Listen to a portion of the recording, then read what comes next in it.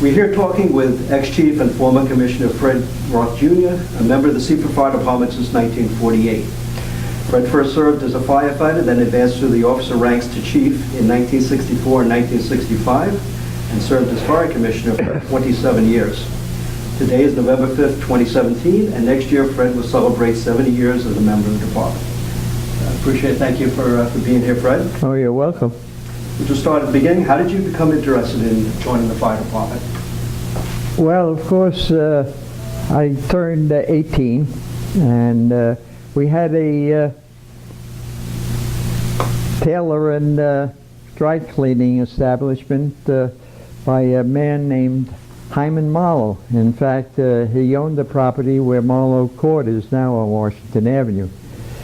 So we were quite friendly, and he sort of said to me, why don't I join the fire department? So he had one of the affidavits, and I filled it out. Before you know it, I became a member. Now, I brought this on a couple of years ago, but in those days, the way you were voted in was with a little black box that had, for some reason, the black was a cube, and the white was, the ball was white. So if you had three black cubes, you weren't allowed to be a member. You would.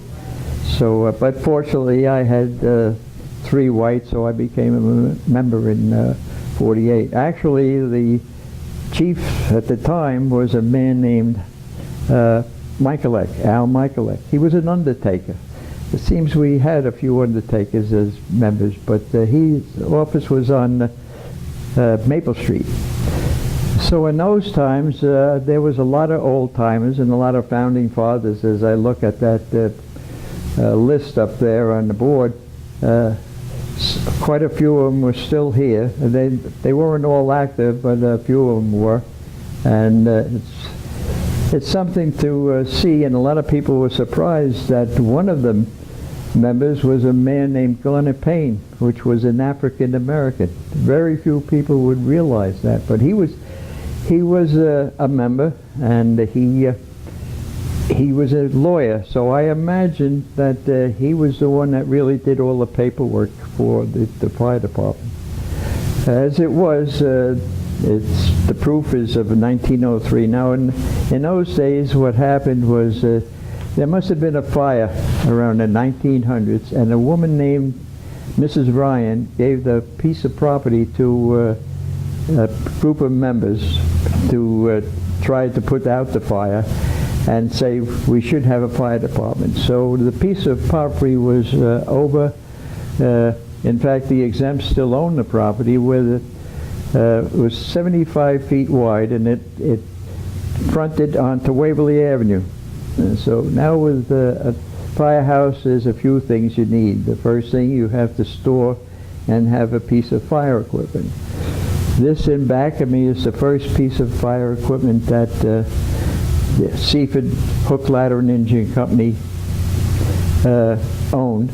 It was bought by the members. At that time, we didn't have a fire district. Everything bought and used and housed was made possible by the affidavit working of the members. You're saying it was owned by the company? Yeah, it was all owned by the company. The first thing that you would need is a piece of equipment, then you have to store it. So on the other side where the existing schoolyard is, on the west of it, there was a little garage built, and it fronted onto Waverly Avenue. The next thing that they needed was a alarm, and of course in 1900 there was no electric yet, and no running water, so what they had was our bell here was mounted on Waverly Avenue, and it was the alarm was hit by a sledgehammer, and whoever was the first one that saw a fire or needed help, they would take the sledgehammer and ring the bell. So then the voting. like I say, this went on until, probably sometime when the Civil Liberties Unions got in charge, and then it became, I was voted that way, and I imagine, must have been somewhere probably in the late 50s or 60s, they said you can't vote that way anymore. And this property went on. The second piece of equipment was a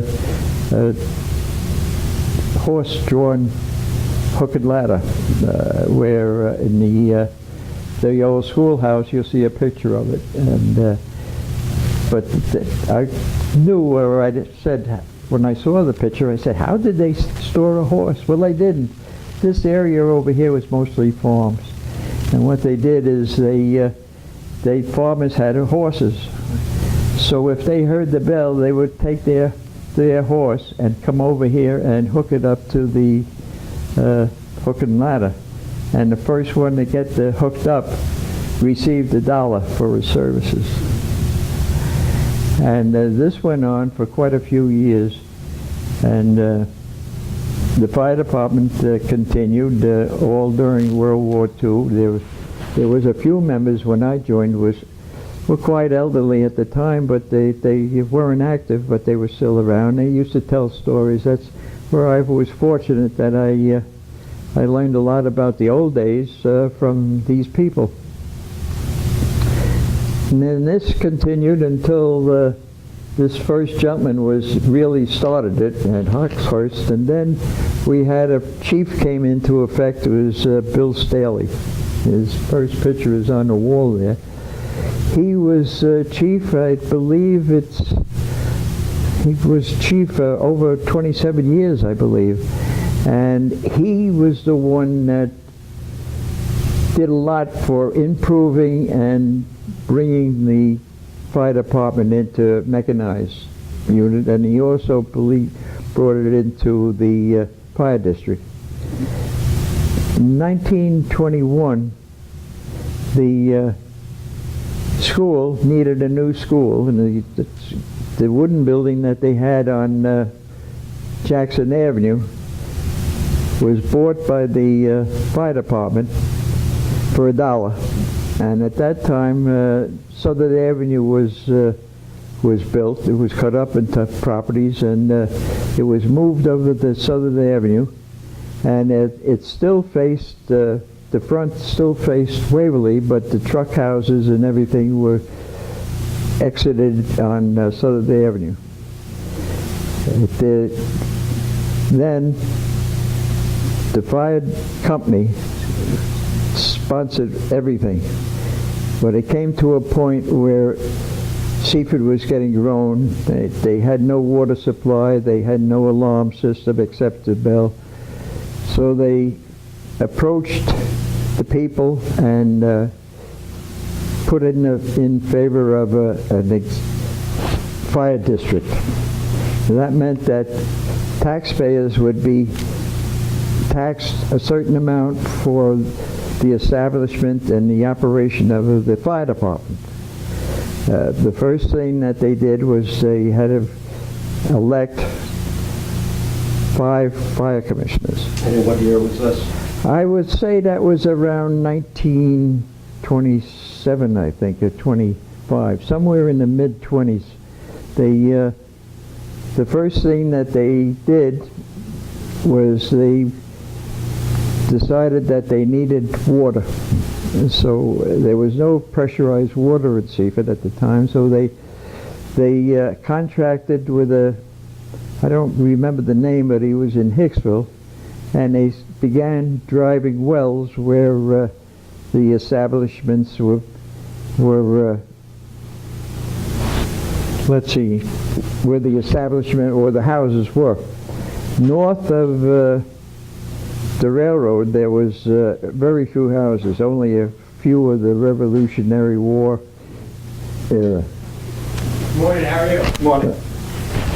So anyway, they had certain wells, and they decided then that they needed to go mechanized with a pumper. So they bought a 1925, I think it was a Dodge pumper. where now that they could hook up to a well, then they could put pressurized water onto a fire. The wells, most of them, even in when I joined in '48, we still had the wells. There was no pressurized water when I joined. So you had to learn how to operate the pumpers, and they would average about maybe 200 to 250 gallons a minute they would produce, and that was in 1927 or so. Then they, I think it was in 1935, another improvement was that they put in alarm system because there was very few telephones, so they had to make a means for people to alert the fire department. We didn't have any emergency vehicles like we have today, so but they put in the alarm system, and it was divided into 4 areas, 1, 2, 3, 4. The 4th area would be South of Merrick Road, and then the 3rd area would be between Sunrise and Merrick Road, and so forth and so forth. Those are all the alarm boxes, the pull boxes that used to be on the telephone poles? Yeah, they are. But the only thing what happened, you know, as life changes and teenagers, new teenagers come into effect, they had the urge to pull the boxes and have false alarms. But they were maintained for quite a while, and of course the other thing that they did, the fire districts, is that the old bell wasn't loud enough to get all the volunteers that were available, so they put in a siren, and the siren was on top of the cupola. Do you remember about when that was done? I would imagine it was it's somewhere in the mid-30s. I would imagine too, with that when they put the alarm boxes in, they had that. And I can't remember, or I don't remember when it started, but the fire department was very active in the community for many years. Or the fire company, I should say. They had a Thanksgiving dance, and the money that they earned at that dance, they would have a children's Christmas party. And now I say a children's Christmas party, it wasn't for the firemen's children, it was for the whole fire district. And if there was 40 youngsters in the hall at that time, it was quite a lot of kids from the Seaford Fire District. But the only thing is, if a child didn't feel well and couldn't attend the party, Santa Claus would visit him at home on Christmas Day. So it would seem funny that there seemed to be an awful lot of children got sick from Christmas. So we came and we got dressed up in our uniforms or jackets. Well, we didn't have jackets at that time, but we would go around from house to house. This was in '48 when I joined, and visit them with Santa Claus. And in fact, one of my best men, every Thanksgiving, one of my best men was his father was a turkey farmer on Chestnut Street, and he used to donate a 25-pound turkey every year. And I was wondering why he did that. So Jaime Marlowe again said, well, Fred, he says, when they came here, and Roy, the young son, the only gift he got at Christmas time was the gift that the fire department gave him, or the fire company gave him, which is apple and orange and some candy, hard candy, and I don't know, maybe a little toy or something. And that was the only gift that he had during Depression time. And he was so grateful that when he became able to do it, he donated until we stopped the dances, you know. And as usual, everything as it grows, the district couldn't afford to do certain things for the company, which we do now. We continue to do things for the fire district. But so that went on. Now we had a siren, we had a mechanized pumper, and then I only saw one picture, but the horse-drawn hook and ladder I saw had a Model T Ford chassis, so they must have put a chassis on top of the horse-drawn carriage, and so they had two pieces of equipment. Now when they got to school, it didn't have inside restrooms. It had outhouses. So they built the two in the south end of it. They built two restrooms, boys and girls, or men's and women, and they built two truck houses, one for the 25 pumper and one for the hook and ladder. This went on, I imagine, until 1927, 1928.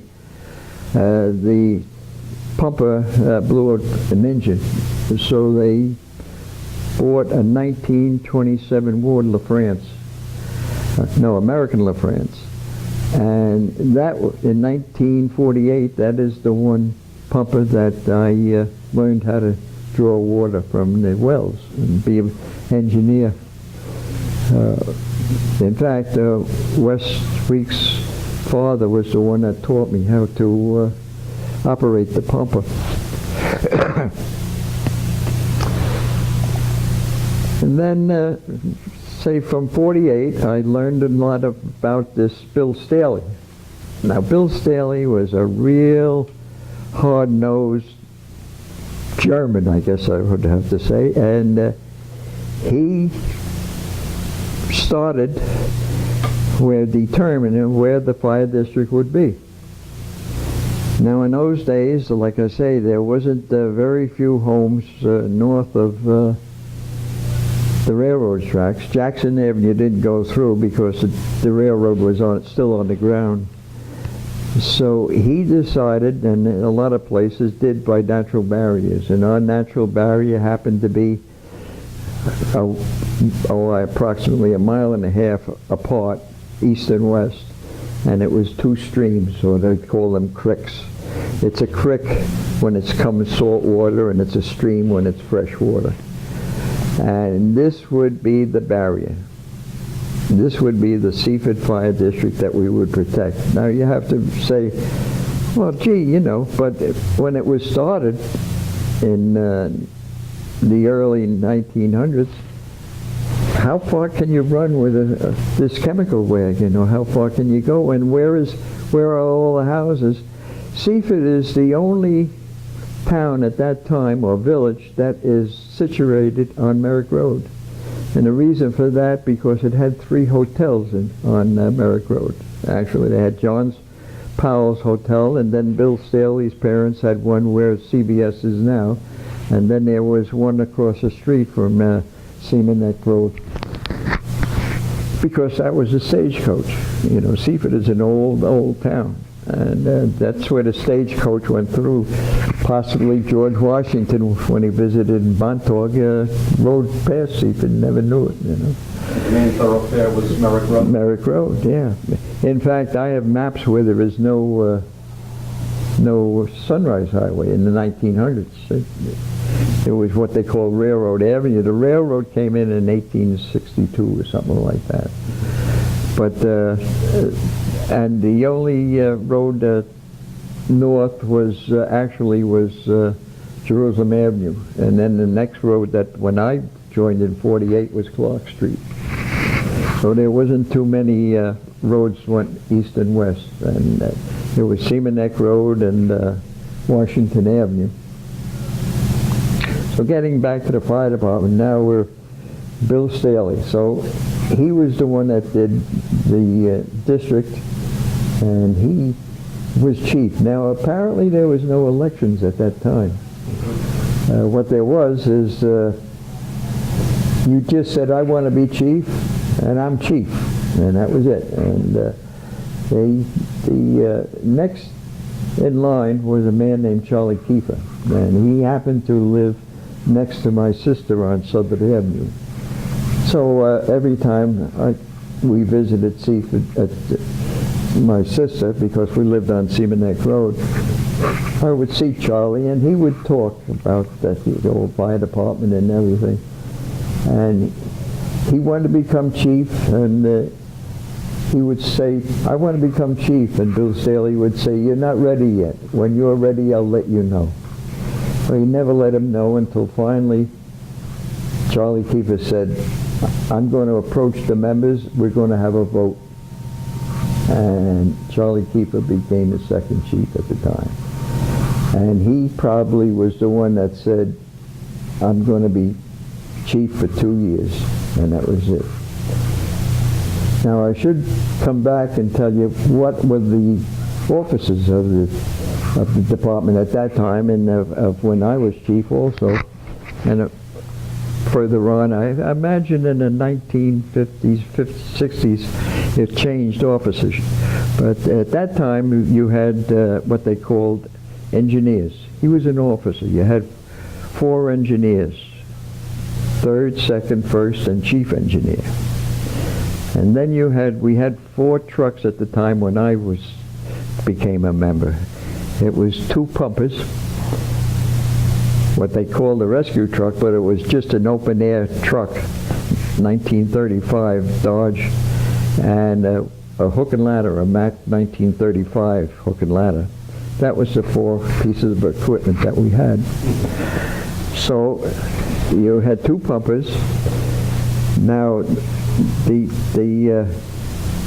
had the 1942 pumper, and the 1925 blew an engine, so they had the 37, and they needed another pumper. So they approached the government, because this was war years, and they just couldn't go out and buy a new pumper. So they had to go through and fill out all the papers, and they had an emergency purchase of 1942 brand new pumper that was delivered to the Seaford Fire Department. It was slated for the Navy, but it came to Seaford, and what the old timers used to tell me when I joined, that all the copper chrome was painted red. They didn't have, it wanted to be no shiny, so they spent hours and hours of taking the paint off the chrome paint. So then they had the LaFrance and this 1942 pumper. We still had wells. There was no pressurized water. We had the alarm system now. Was the boxes, and now telephones, I imagine in the 40s, the late 30s or 40s, telephones seemed to be coming into Seaford. So what they did is, if you had a telephone and you said the Seaford Fire Department, that phone call would go to a telephone operator in Wantagh. And then Wantagh would blow the sirens. He had a button in Wantagh there where the telephone building is. And the first one here would answer a telephone and find out where the fire was. And we still had the alarm boxes. The alarm boxes were, like I say, it started off with a 1, a 2, and it was always even numbers, no odd. 124, 126, 128. And there never was an odd number. You know the reason for that? I imagine so. There would be no. You could make a mistake by saying, is it a 1? is it a 6 or a 7? You know, if you heard the rings, because it used to ring, and then the tape used to be a tape. And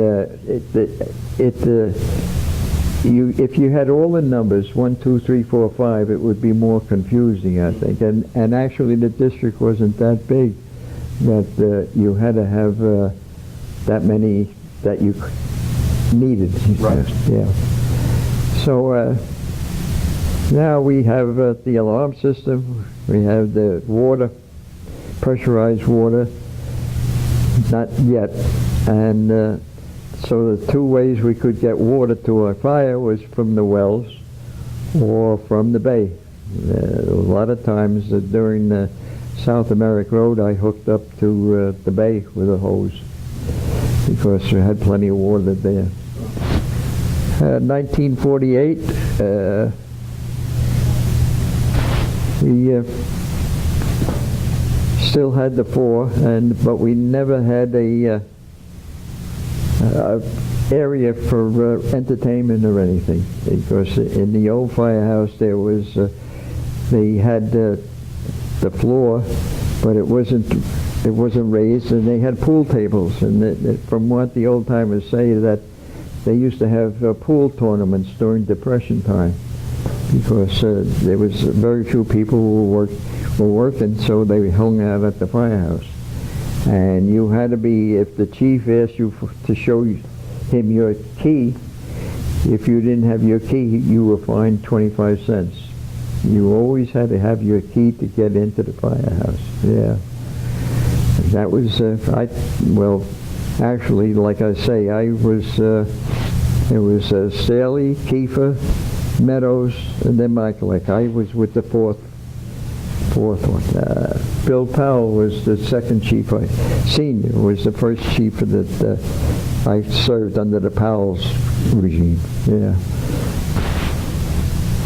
Now, let's see, what else can I tell you? Well, we had let's go and see what it was also with, and it was very important to the fire department at that time, and the company, is the Ladies Auxiliary. God bless the Ladies Auxiliary at that time. They were quite a number of members, and they used to have cake sales. They used to have a lot of wheat. The company did too. Both of them used to have card parties, what they call a card party, where they could raise money for the company.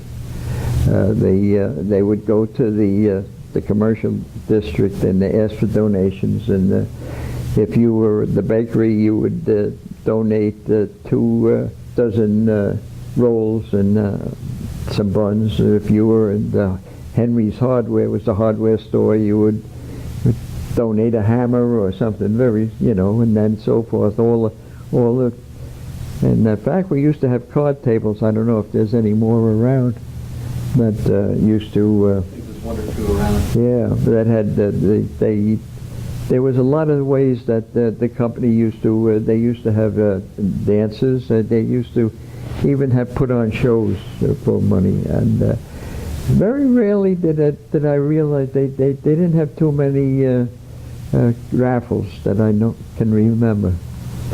But there was other ways of earning money, You talked about too, there was always a July 4th celebration each year. July 4th. Well, now we go to the parties, and what we had when I joined, and I think it went back quite a few years before that, there was a July 4th celebration. That's a strange thing about years ago. Your word was law, and there was a man named Griff Baisley. He used to hire the Freeport band. It was actually like a military band to parade. Now the parade was very short. We started on in front of the firehouse here on Southern Avenue, go to Waverly Avenue, to Seaman Neck Road or Washington Avenue, generally Washington Avenue, to the Merrick Road all the way to Seaman Neck Road, and come back to the firehouse. That was the short parade, because there was nothing north of the railroad. So we didn't have to go there, and we couldn't go south of Merrick Road because all the little streets you couldn't really. So this was the parade, and we used to have dances. then we would serve ice cream and everything, and have all kinds of races and everything else. And this was all open to the entire community. Yep, yeah. And so we never went that to the district at that time for any money. The company supported everything until they became the fire district. Then we still owned the building, and we still had the expenses of the building, and then we used to have a tree lighting. It was very small, but you know, because when I joined, when I got married in 1953, I told Barbara, I said, you know, we have to go to the post office to get our mail. We don't have mail delivery. She couldn't believe that we don't have mail. I said, I'll introduce you to postmaster, and if he sees you, he'll walk in and get your mail for me. He had a bin from A to Z, and we were in R, and he would pick out the mail. He knew exactly Fred Roth, and he'd give it to you. She couldn't believe that. And I said, and we are going to get a telephone in 1953. And the only thing, it's going to be a 4-party telephone. She says, what's a 4-party line? I said, well, there's 3 other parties will be on the same line as us. So if you hear somebody talking, just hang up and wait a while. But if you have an emergency, just say emergency, and everybody will get off the line for you. You know, so this, you know, it seems comical, and you're smiling at the time. But that is the way life was in Seaford at the time. And a lot of the men at that time was they were what we called rum runners. During Prohibition, a lot of them had to earn their money by selling alcohol, which they got from the ships that used to come near in the Atlantic Ocean, and then they'd go out 3 miles. One of the ships go out 3 miles, and they come in and sell a case or so to the people. So I don't know about the Seaford Hook, Ladder, and Engine Company, but like I say, we didn't have any type of entertainment place where we could entertain and have a soda or whatever. And until I got in, they were just starting to build part of the building where they used to have the pool tables. They were going to raise that and have a little place there.